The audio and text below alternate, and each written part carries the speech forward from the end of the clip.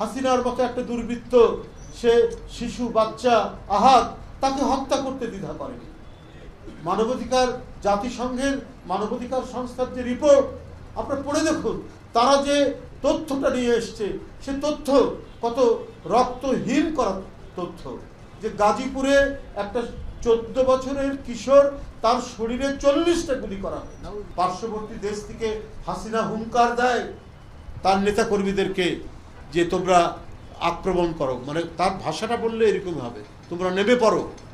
তার যে মিনিমাম একটা অনুশোচনা থাকবে, তার যে একটা আত্ম অনুশোচনা থাকবে, নিজে যে একটা আত্মমন্থন করবে, সেটি তার মধ্যে নেই। এত রক্তপাত, যে শিশু বাচ্চার রক্ত পান করতে পারে, কিশোরের রক্ত পান করতে পারে, তরুণের রক্ত পান করতে পারে, তাদেরকে ওবায়দুল কাদের বলে এরা যখন রাজপথে এরা রাজাকারের বাচ্চা, সেটারও উত্তর দিয়েছে এই বাচ্চারা কত সুন্দরভাবে কবিতার ছন্দে। এরপরেও তাদের লজ্জা নাই। তোরা যদি ভালো কাজ করতিস, তোরা মানুষের যদি কল্যাণের কাজ করতিস, জনগণের ক্ষমতা যদি জনগণের কাছে যদি আপনারা ফিরিয়ে দিতেন, তাহলে তো আপনাদের পালাতে হতো না। আজকে ওবায়দুল কাদের এত দম্ভ, এত অহংকার, আমাদের নেতাদের নাম ধরে ধরে টিটকারি মেরে কথা বলতেন। আপনি কোথায় এখন? তাহলে এটা তো বড় মানে কি, রাষ্ট্র নিয়ে এরা কি খেলাধুলা করেছে, রাষ্ট্র নিয়ে এরা খোলামকুচি করেছে, খোলামকুচি বানিয়েছে এটা রাষ্ট্রকে। আজকে লুকিয়ে থেকে অন্য দেশ থেকে আবার হুঙ্কার দেয়, উস্কানি দেয়। এটা অত্যন্ত দুঃখজনক, এটা অত্যন্ত বেদনাদায়ক ঘটনা।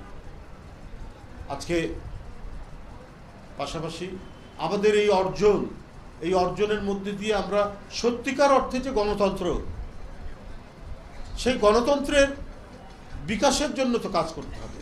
অবাধ সুষ্ঠু নির্বাচন একটি শর্ত, সকলের অংশগ্রহণ এবং নির্ভয়ে ভোটাররা ভোট কেন্দ্রে যেয়ে তাদের পছন্দসই লোককে তারা ভোট দেবে। এটা তো 17 বছর পায়নি, এটা তো অন্তর্বর্তীকালীন সরকারের একটা বড় ধরনের কাজ। এই কাজটা তো তারা দেখাতে হবে। তারা এই বিতর্ক নিয়ে আসছেন, আগে স্থানীয় সরকার, তারপরে সংসদ নির্বাচন। কেন? একটি রাজনৈতিক দল, তারপরে কিছু অন্যান্য নেতারা, কিছু নেই, সবাই না।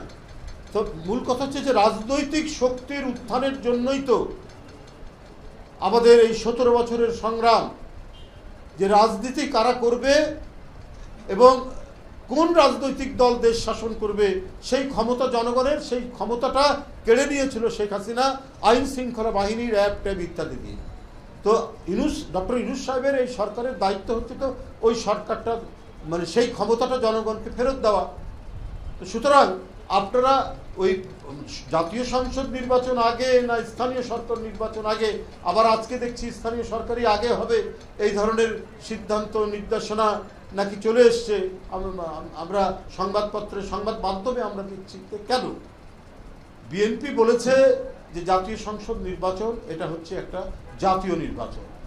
এই নির্বাচনের মধ্যে দিয়ে রাজনৈতিক ক্ষমতা রাজনীতিবিদের হাতে থাকবে, আর এই ক্ষমতার উৎস হচ্ছে জনগণ। জনগণের কাছে ক্ষমতা ফিরিয়ে দিলে রাজনৈতিক শক্তি বিকশিত হবে এবং সেই রাজনৈতিক বিকশিত শক্তির মধ্যে দিয়ে যত নির্বাচন আছে সেই নির্বাচন হবে। এটাও তো একটা ডিপলিটিসাইজেশন, এটাও তো বিরাজনীতিকরণ। এই বিতর্কটা নিয়ে এসে স্থানীয় সরকার আগে না পার্লামেন্ট আগে, মাথা আগে থাকে না লেজ আগে থাকে, সেটা তো আগে মানে সিদ্ধান্ত করতে হবে যে কোনটা চালিকা শক্তি। চালিকা শক্তি তো হচ্ছে মাথা। মাথা ঠিক থাকলে হাত পা সব ঠিক থাকে। তো জাতীয় সংসদ নির্বাচনের মধ্যে দিয়ে রাজনৈতিক দল আপনার এম্পাওয়ার্ড হবে, ক্ষমতায়ন হবে।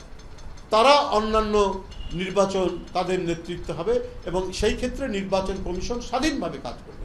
সেই স্বাধীনতা নিশ্চিত হচ্ছে কিনা এটা জনগণ সুশীল সমাজ দেখবে, যেখানে কোনো ইন্টারফেয়ার হচ্ছে কিনা। আর আমরা যদি বারবার বলি, এই কথা যদি বলে যায় যে না আগে এটা করতে হবে, তাছাড়া এটা হবে না, রাজনৈতিক দল ক্ষমতায় আসলে পরে তারা যদি অবাধ সুষ্ঠু নির্বাচন না হবে, এই যে এক ধরনের শঙ্কা এবং এটাকে ছড়িয়ে দেওয়া, এটাই তো বিরাজনীতিকরণ, যে রাজনীতিবিদদের উপর বিশ্বাস নেই। এই বিরাজনীতিকরণ করতে করতেই আজকে আমাদের গণতন্ত্র ভঙ্গুর হয়ে পড়েছে, আজকে আমাদের গণতন্ত্রের পথ চলা নষ্ট হয়ে গেছে, এবং এইটার মধ্যে দিয়েই আপনার ফ্যাসিবাদের উত্থান হয়েছে, ডিকটেটরশিপের উত্থান হয়েছে, যাদের কাছে পার্লামেন্ট, আইনের শাসন, সাম্য, মানবিক মর্যাদা কোনো কিছুই তারা তোয়াক্কা করেনি। এক ব্যক্তি তার ইচ্ছা অনিচ্ছার উপর সব হয়েছে। আর এটার মধ্যে দিয়ে চরমপন্থার উত্থান হতে পারে যদি আপনারা রাজনৈতিক শক্তিকে যদি খাটো করেন, রাজনৈতিক শক্তিকে যদি অবজ্ঞা করেন, তাহলে আপনার চরমপন্থার উত্থান হয়। চরমপন্থা শুধু বাম দিক দিয়ে আসে না, ডান দিক দিয়েও আসে।